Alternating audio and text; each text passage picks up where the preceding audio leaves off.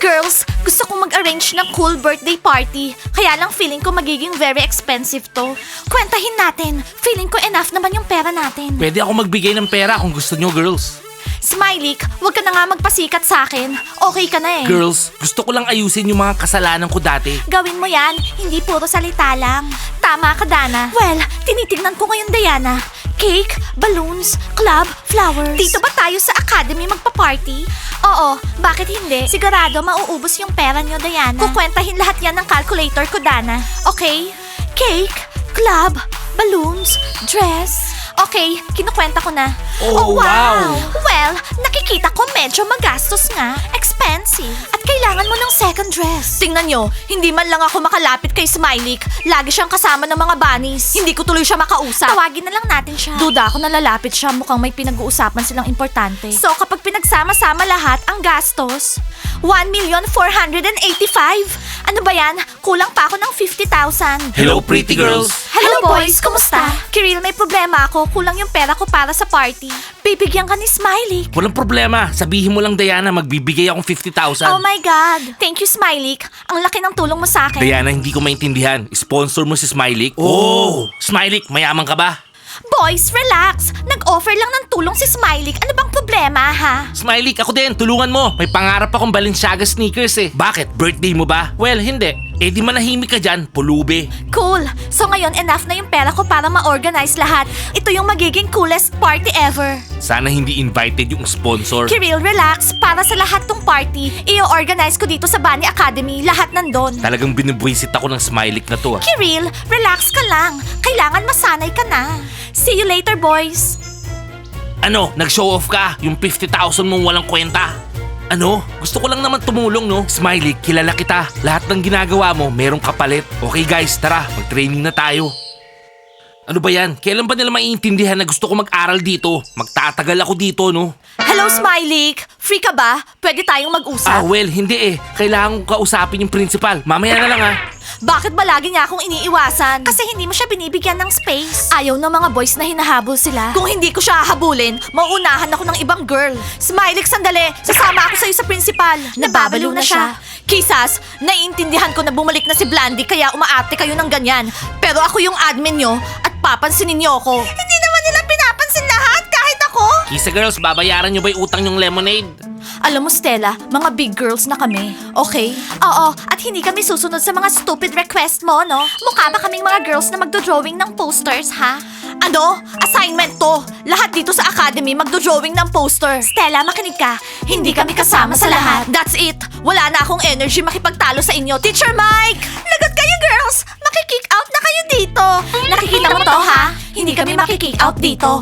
Ba't nag-middle finger kayo? Gusto nyo suntukin ko kayo ha? Relax, Big! Wag mo na nga silang pansinin. Naiintindihan nyo ba ako ha? Opo. Teacher Mike, may problema ako sa mga kisas. Ako may problema sa mga to. Teacher Mike, anong nangyari? Wala naman. Pumitas lang kami ng bulaklak para kay Ashley. Mga bulaklak dito sa loob ng academy. Hindi nagtrabaho ng maayos yung mga gardeners at florists dito sa academy para lang pitasin nyo yung mga bulaklak, okay? Ano bang magagawa ko kung na-inlove sila sa akin? Ashley, ako lang ba o masyado kang feeling, ha? Mario, na-inlove ka na ba kay Ashley? Hindi, pero gusto ko siya. Mario, gusto mo si Ashley? Well, gusto mo si Teacher Mike. Ako, gusto ko si Ashley. Oh, Teacher Mike, bobo siya. Hindi niya alam yung sinasabi niya. Hoy Mario, huwag kang magsasalita ng ganyan kay Stella, malinaw? Well kami, na-inlove kami kay Ashley. Oo. Wala akong pakialam. Oh, Teacher Mike, nakakahiya naman. At ikaw, kakausapin kita ng seryoso. Halika dito. At kayong dalawa, yung mga pinitas nyong bulaklak, itanim nyo ulit. Naiintindihan nyo ako. Sige na, bilis! Ay, okay. Boys, relax. Bukas pwede kayong bumili ng bouquet sa flower shop. Guys, makinig kayo. May gustong sabihin si Diana. Thank you, Teacher Mike. Guys, alam niyo naman na ilang araw na lang, 18 na ako. At gusto ko mag-organize ng malaking party dito sa Bunny Academy. Woo! Yay! Ashley, pwede tayong magpalit ng lugar?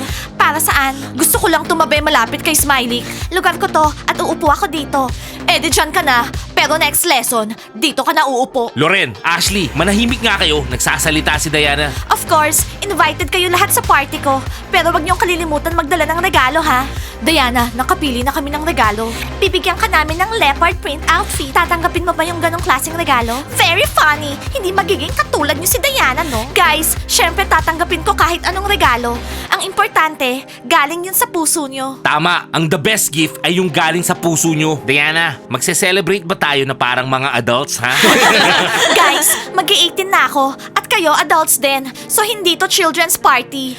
Magkakaroon tayo ng cool party. Okay guys? Pero mag-behave kayong lahat. Babantayan ko kayo. Teacher Mike, kala pa naman namin hindi ka mag-a-attend. Zach, kailangan kang bantayan, no? So guys, hihintayin ko kayong lahat sa October 11. 11 in the morning. Okay guys, see you there. Sige Diana, maupo ka na. Magle-lesson na tayo. Diana, invited ba ako sa party? Syempre naman, Dana. Pero hanggang 1 p.m. ka lang, okay? Pagkatapos kasi nun, para sa mga adults na. Cool. Okay, buksan nyo yung notebooks nyo at isulat nyo yung topic ngayong araw. Ngayon, pag-uusapan natin yung network marketing at kung paano mag-advertise. Ang cool naman mag-aral dito sa Bunny Academy. Ang dami mong matututunan. Zach,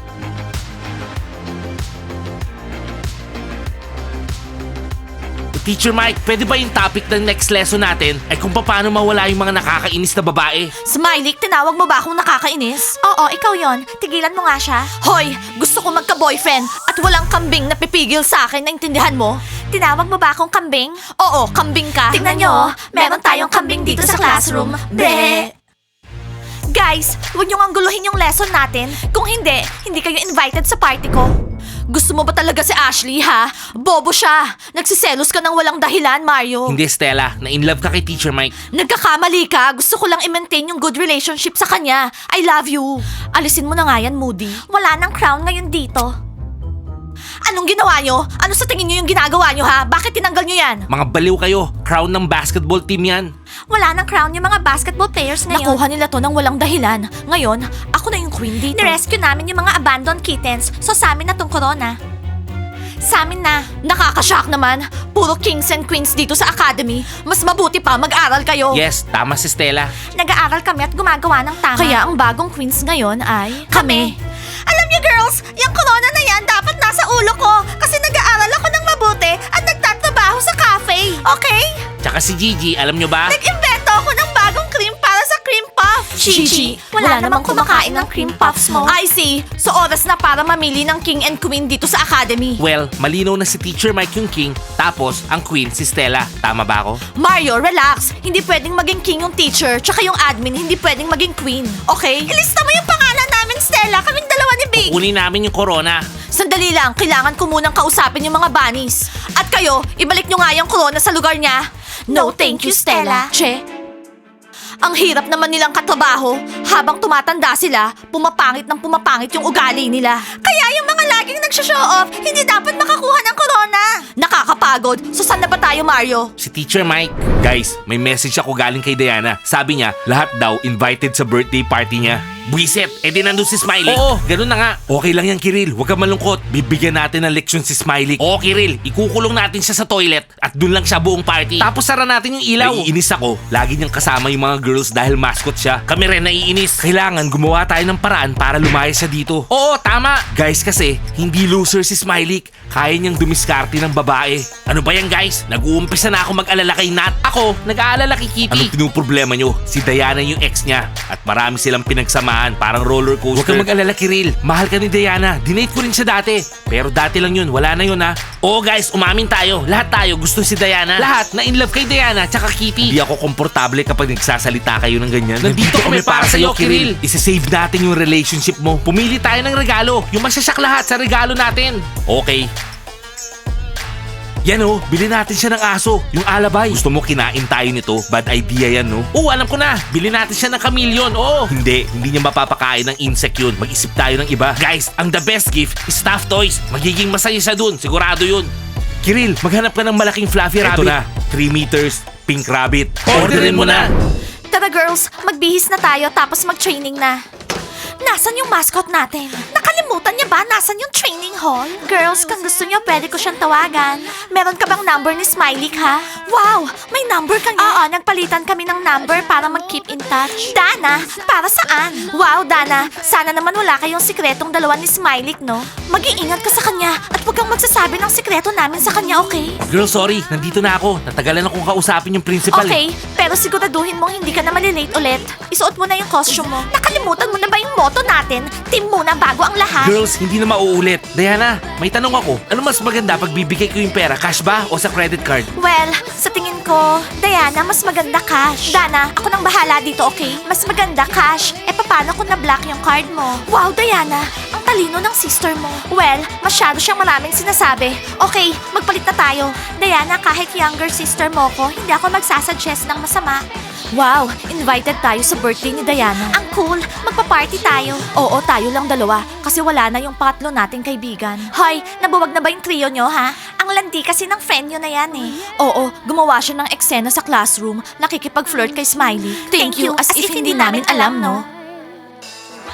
Girls, merong nangyari. Gigi, lemonade nga. Wala kaming pakialam sa nangyari. Nakalimutan mo na kami. Nabaliw ko dyan kay Smiley. Ano? Meron ba akong hindi naiintindihan dito? Kaibigan niyo ako. Ayaw niyo ba akong sumaya, ha? Loren, eto na yung lemonade mo. Alam mo, kabobohan yan. Mabaliw sa isang lalaki. Hindi kanya pinapansin tapos habol ka ng habol sa kanya. Oo nga, Loren. Isa kang baliw. Kahit yung mga kisas, agree doon. Hoy, kisas, may problema ba kayo sa akin? Yung Shanyo tsaka Zach na in love doon kay Ashley. Alam niyo ba yon? Ano? Huwag ka nga magsalita ng nonsense. Kami lang yung love ni Shan at Zach, no? Walang may gusto dyan kay Ashley. Ang bobo niya, bobo. Alam niyo, girls, speaking of Ashley, agree ako sa inyo. Bobo talaga siya. At ikaw yung pinakamatalino, ganon. By the way, Loren, pinopost namin na mamimili yung Academy ng King and Queen. At alam mo ba kung sinong magiging queen? Makinig ka, Loren. Hindi porket nakasuot ka ng corona, ikaw na yung magiging queen. Sa tingin ko, kami ni Smiley yung magiging king and queen. Well, sa tingin mo yon, wala namang boboto sa'yo, no? Nasunog yung tenga ko sa kakapakinig sa'yo. Akala ng mga to, queen sila. Girls, wag natin silang pansinin. Kailangan nating mag-isip kung anong isusuot natin sa party ni Diana. 'Di ba? Oo nga, girls. Adult party to. Kailangan perfect yung outfits natin. Outfit para sa birthday ni Diana? Big, bilisan mo! Kailangan nating mag-shopping ngayon! Kalimutan mo yung football! I-ready mo yung pera! Dana! Dana! Sandali, Dana! Smiley, anong kailangan mo kay Dana? Kailangan ko lang siyang kausapin. Importante lang. Well, sinabi mo eh. Okay, sige na Dana. Babalik ako. Ano kayang sikreto meron sila? Ano kaya yon? Sana naman hindi tungkol sa atin. Girls, sa tingin niyo may pinaplano yang si Smiley? Diana, who knows? Si Smiley yan. Well, Dana, malapit na yung birthday ni Diana. Ano kaya mabili kong regalo sa kanya? Baka naman pwede mo akong bigyan ng advice. Gusto mo yatang i-please yung sister ko? Hindi, gusto ko lang makasundo lahat ng girls, pati si Diana. Siyempre. Okay, Smiley, bibigyan kita ng ilang options. Pero ikaw na yung magde-decide ha. Halika dito. Aha, okay. Smiley, remember, wala akong sinabi. Ikaw ang nag-decide. Thank you, Dana. Grabe, hindi ko maiisip yun ah. Ano yung sikreto nila? Ewan ko, siguro friends na sila ngayon. Guys, quiet! Parating na si Dana. So Dana, anong tinanong ni Smiley sa'yo ha? Niyaya niya ako mag-date. Ano? Anong ginawa niya, ha? Guys, relax. Joke lang yon. Malalaman niyo rin lahat. Dana, huwag ka na ulit mag-joke ng ganon. Diana, ayoko si Smiley. Palagi kanyang kinakausap tapos may sikreto pa siya kay Dana. Kiril, don't worry. Kapag nalaman namin na may pinaplano si Smiley, kami nang bahala sa kanya, okay? Diana, sumagot na yung catering para sa party mo. Inaayos na nila. Wow! Mukhang maganda, ha? Oh my God, mukhang masasarap yan ah. Great news, Kitty. Isend mo na sa kanila yung address para makapag-start na sila. Diana, promise mo sa akin hindi invited si Smiley. Kiril, pinag-usapan na natin yung tungkol dyan. Guys, magkakaroon ako ng coolest birthday party ever this year. Like and subscribe to the channel and don't forget to hit the bell. See you on our next episodes. I love you guys. Bye!